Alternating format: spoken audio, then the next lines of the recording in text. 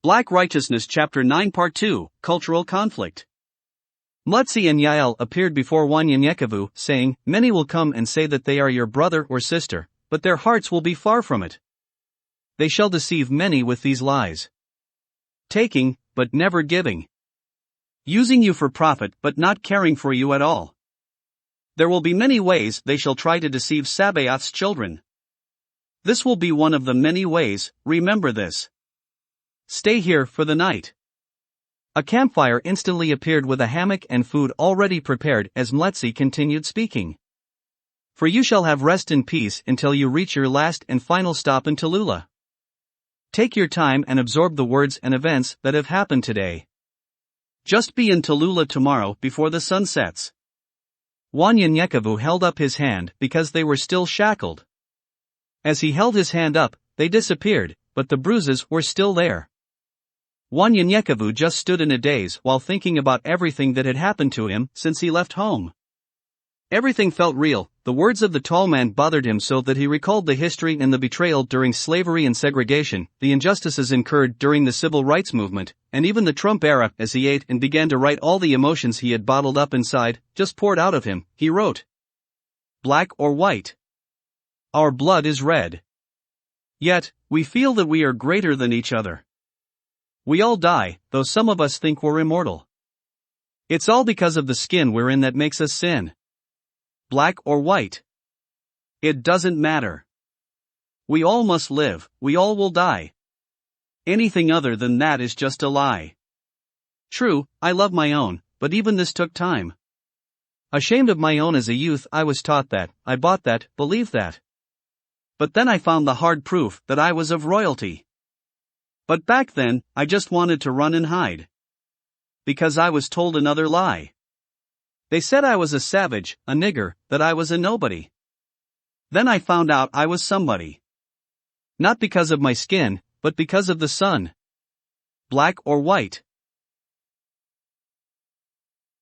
Who's the greatest? None. But the sun." Wanyenyekevu realized he had 24 hours to get to Tallulah, so he relaxed and got caught up on some reading. Taking out his Torah, he read the book of James, which was his favorite, and finished by reading a few passages from the book of Acts and Revelations. The sun began to set, so he gathered some wood for the fire and finished up the scroll that Mletsi gave him. His mind was racing again as he took out his notepad and wrote, "After death. What should I expect after death? A parade, or a party? All that doesn't matter to me. What do you do with the eggshells, after you have gotten the egg? Same here. What I want to know is, where my soul will go. That's more important to me, that is what I want to know. Often thinking about my life after death. It brings questions without answers. Will I be taken to heaven? Or will I lift my eyes in hell? Even now, while I have life in this body, I often imagine death. When I'm taken from this world, to enter the next. I know that there are many out there that don't believe in life after death. There are many out there that believe they will be reincarnated after death. The word tells me, after death, there is judgment. I believe that everyone has a soul. After death, that soul needs somewhere to go. Do me a favor, go out into the woods, or someplace where it's nice and quiet. Look around, listen to the sounds. Now imagine that you don't have a body. No feelings, not with the human touch. With your eyes, only travel into space. Fly until you have seen all you want to see. Now stop. Look at the time. It's plain to see, you have traveled to eternity.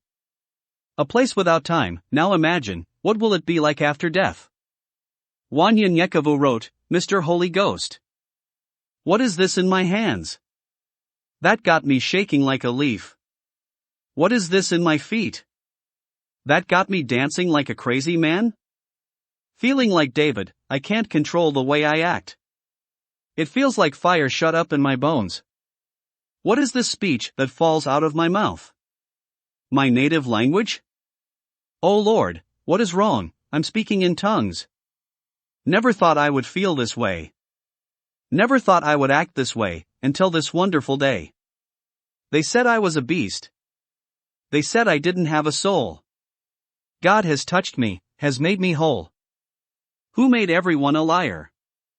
Yes, this love I have, the world didn't give it to me. It can't be taken away. I'm not trying to boast, I just need to tell somebody about this spirit, this man, named Mr. Holy Ghost. He wrote, Angels. We all know of the great fall. The one that took 1/3 of them all. From that great place called heaven. Listening to the great deceiver, because of him, we have non-believers. When they fell, they were transformed from beings of beauty into beast monsters, when seen with the naked eye. They look upon us and wonder, why? What are these beings, that they can choose between good and evil? Knowing where they will be going, unaware of the fact, they too had the same choices. They made theirs a long time ago, so in hell, they will lift up their eyes without any surprise. Some here on earth, not all, are jealous too, and refuse to let anyone else go up above. So, their job, in their minds, is to take as many of us as they can. They had a job that we can only imagine. They have met people we only dream of seeing. They were not always demons. They were angels. He wrote, God is mighty. Ra had no grave, for he never existed. Zeus had no grave because he was the same way too. But God is mighty. Isis, Neptune, those who believed in them, were blinded by darkness. Molech, Baal, some still do worship. But God is mighty. Muhammad has a grave, and he's still there. Jesus had a grave, he's no longer there. Listen, where his body once laid, there's a sign that says, He has risen. God is mighty. No longer is there a reason to fear death. Life is now everlasting through him. To the only one who had a grave, but now is missing. Some say they took his body, but to me, that is just folly. Because God is mighty. Finally, he wrote, Religion. The Holy Ghost is my guide. He guides my heart when I stray, he touches me when I pray. He's on my mind all the time. When I'm asleep, even when I wake. However, religion is man-made. Meaning they took the truth, and added things to it, to fit their own ways. Their own needs, and wants. So, they can justify when they lie, when they kill and steal. But they have a surprise waiting on them the day they die. As time went by, they called it law. Now, you can create a religion. Just ask Congress to pass a bill. I'm going to be straightforward about this case. Please spread it to the human race. You see, religion is not my forte. I'll say again, it's man-made. Spirituality has no beginning, no end. That's why many who think in the flesh find it hard to comprehend. Everyone has his or her own direction. No two are the same, no debate, no hate. So, how can you say I can't do this or that? I can't say this or that. When it's you that can say and do either this or that. Just say when you do this. It makes you feel this way. When you say that, it makes you feel that way. It makes you feel that you need to pray. Then I will agree. But not for me, can't you see? Stop trying to give me the blues. Because it's you that's being untrue. Let me do the things that I do. If I disagree with that thing, it's me that does wrong.